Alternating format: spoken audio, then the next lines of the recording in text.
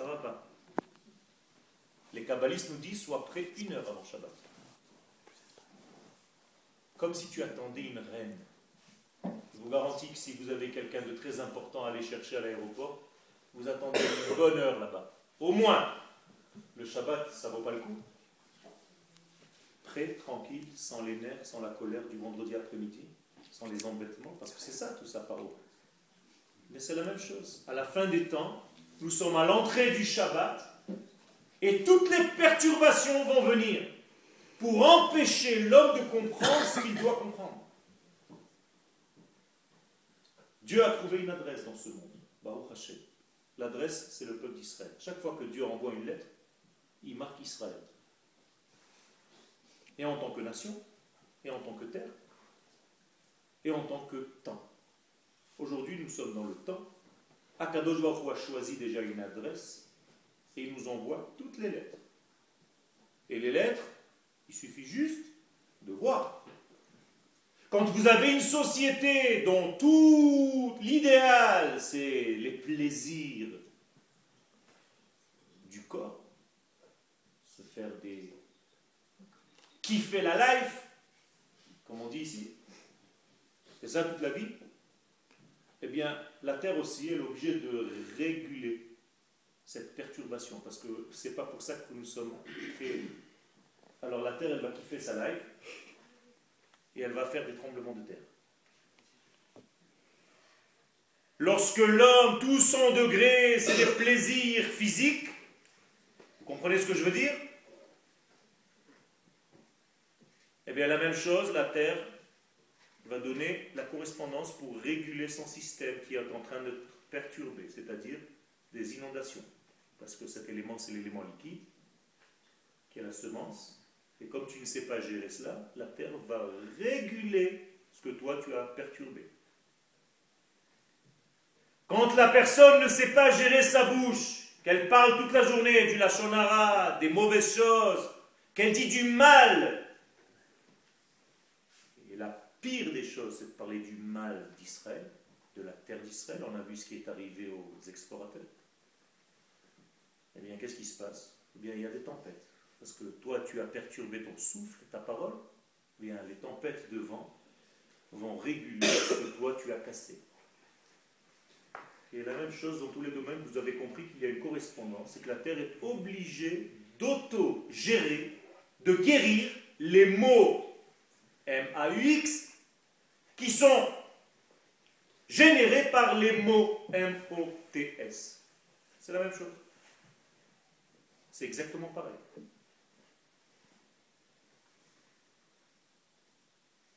Le divin passe donc par Israël. À partir du moment où Akadosh Baruch Hu a choisi cette nation dans le monde, cette nation, elle doit savoir pourquoi elle a été créée.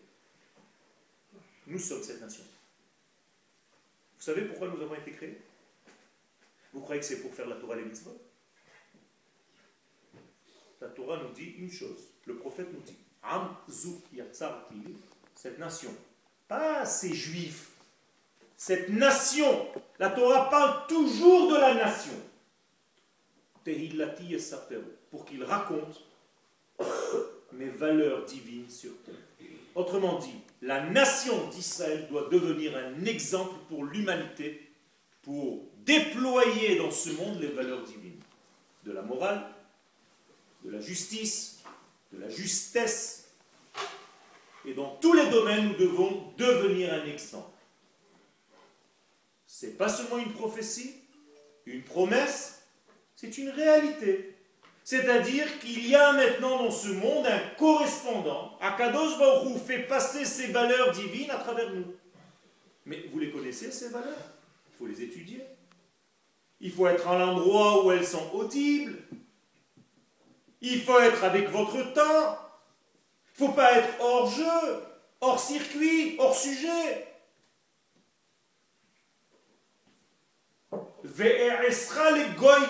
Lorsqu'Akadosh Baruch Hu dit à Abraham, je ferai de toi une grande nation. Pour faire de lui cette grande nation, il fallait qu'Abraham soit où? À New York? À Paris? À Luxembourg? Non. Dieu lui dit, lui donne.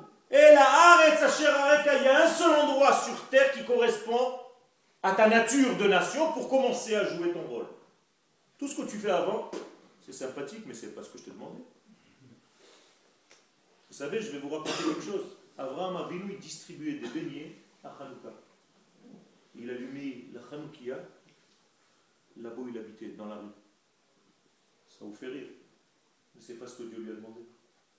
Dieu lui a demandé, tu quittes tout ça, tu me vires tout ça, je t'ai rien demandé tout ça. Va sur ta terre, deviens une nation. Je t'ai pas demandé de devenir, je ne sais pas quoi, un faiseur d'actes. Deviens un peuple sur ta terre.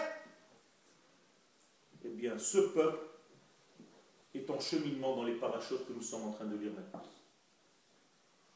Je ne vais pas alourdir. Vous savez, c'est tellement grand, c'est tellement immense ce qu'il y a à dire, et je ne veux pas abuser de votre temps.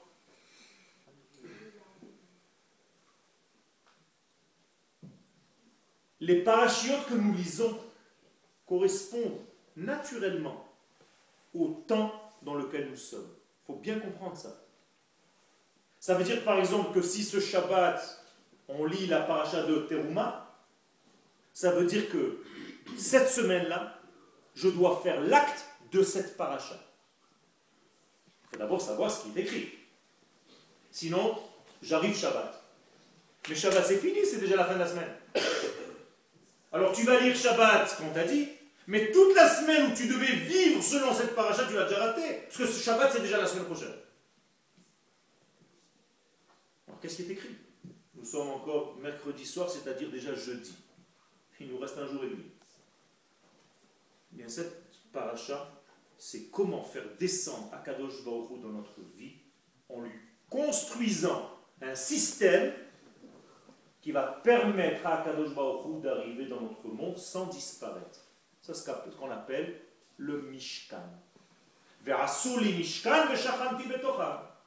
Ça veut dire que ce Mishkan, sa structure, c'est pas une bâtisse, c'est aussi une bâtisse, mais c'est à l'intérieur de chacun de nous construire le système correspondant pour recevoir le divin sur toi. Si tu ne fais pas ça, c'est dommage. Tu vas rater la réception. L'eau coule, mais le verre n'est pas sous le robinet. Il est juste à côté. Ça va à l'égout. C'est gaspillé. C'est où ça rentre dans un ustensile adéquat, où ça va à l'égout. Faire très attention. Et il faut construire cette semaine, ce Shabbat, le Mishkan. Nous sommes ce Mishkan. Et ce Mishkan, à quoi il sert? Mais tout simplement, c'est le but même de la création du monde. Depuis que le monde a été créé, Akadosh Baruch Hu attend de descendre sur terre pour se dévoiler. Et maintenant, on lui donne cette possibilité en apparaissant comme un peuple. Et on lui dit à Akadosh Baruch Hu, voilà, tu nous as trouvés, nous sommes ton adresse, descends. C'est tout. C'est la chose la plus importante. Jamais il y a eu quelque chose de plus grand que la Shekhinah. Le mot Shekhinah, qui veut dire voisin, Shachen, c'est le voisinage des valeurs divines dans notre monde. Il n'y a pas plus grand que ça. Si tu sais gérer cela, si tu sais garder Akadosh Baruch Hu à l'intérieur de ton être, tu as tout gagné. Tu es dans la meilleure équipe, tu es avec le patron. Mais si tu l'es loin de toi, Chas v'Shalom, c'est très dur à le faire revenir.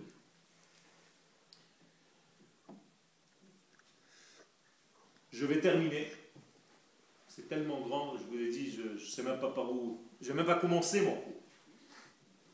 J'ai, comme ça, à main levée, écrit 5 pages, et en venant, j'ai écrit 2 pages qui s'appellent Pticha. Vous pouvez le voir ici. Pticha, ça veut dire ouverture. Je n'ai même pas fini l'ouverture.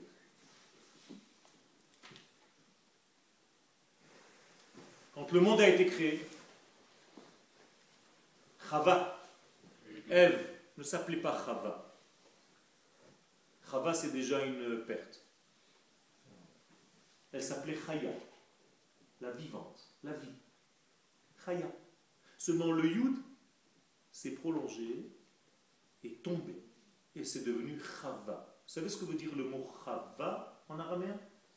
Le serpent. Bizarre, chivia. C'est-à-dire que chaya, la vie, est devenue serpentesque.